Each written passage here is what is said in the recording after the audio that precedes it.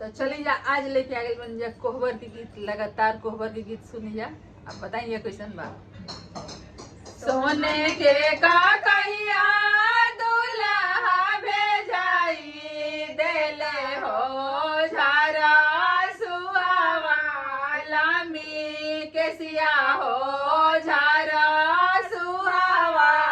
लामी केसिया हो कोई से के झारी प्रभु जी लामी केसिया हो मामी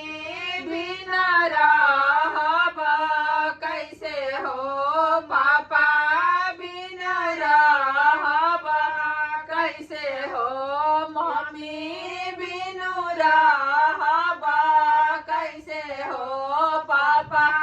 बिनु रहब कैसे हो के कराही पापा के पापा कहबो हो के करा मम्मी के मम्मी कहबो हो के करा मम्मी के मम्मी कहबो के कराही आगे प्रभु जी बेहसब बोलब हो नैयर लोगवा भुलाई जइबो हो नैयर लोगवा भुलाई जइबो अतना बचन सुन ले कवन दुल्हा हो धनी समझावे लगले हो धनी समझावे लगले हो हमारा ही पापा के पापा कहिया हो हमरा मम्मी के मम्मी कहिया हो हमरा मम्मी के मम्मी कहिया हमारा ही धनिया बेहसिया बोलिया हो नैयर लोगवा भुलाई जइहा हो नैहर लोगवा भुलाई जइहा हो पांच पितरावा के इहे नया कोहबर इहे नया कोहबर मारी काछे के लादुआर मारी काछे के लादुआर ताई कबर सुतले दुल्हा कवन दुल्हा दुल्हा कवन दुल्हा जवारे कवन सुहावा साथ जवारे कवन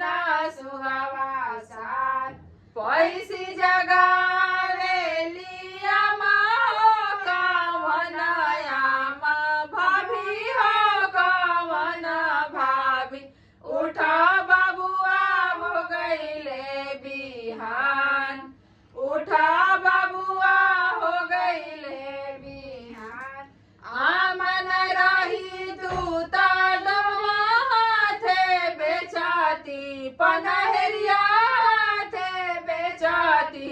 अरे बारी निंदिया दिहालू जगाय बारी निंदिया दिहालू जगाय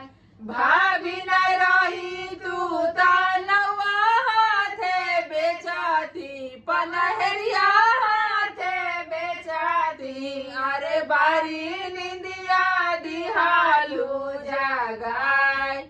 बारी निंदिया दिहालू जगाय चाची न रही तू तडवा हाथे बेचाती अरे पंडित जी हाथे बेचाती अरे बारी निंदिया दिहालू जगाय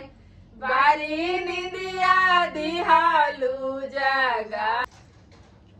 कहाँ के कोहबर लाल से गुलाल हो अरे कहाँ के कोहबर रतना जाड़ावल हो यारे कहाँ के रतना जाड़ावल हो बाहर के कोहबर लाल से गुलाल हो अरे भीतरा के कोहबर रतना जाड़ावल हो अरे भीतरा के कोहबर रतना जाड़ावल हो अरे तहवा कमान दुल्हा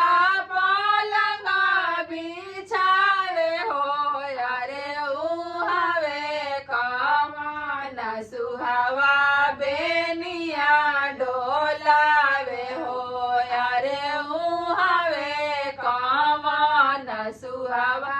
बेनिया डोलावे हो कम डोले बेनिया बहुत होला बात हो अरे राउजी राउर लागली दुकानिया के वाड़ हो अरे भौजी राउर लागली दुकानिया के वाड़ होखे दस बेरा धानी लागे दा बाजार हो अरे भौजी के बेचबो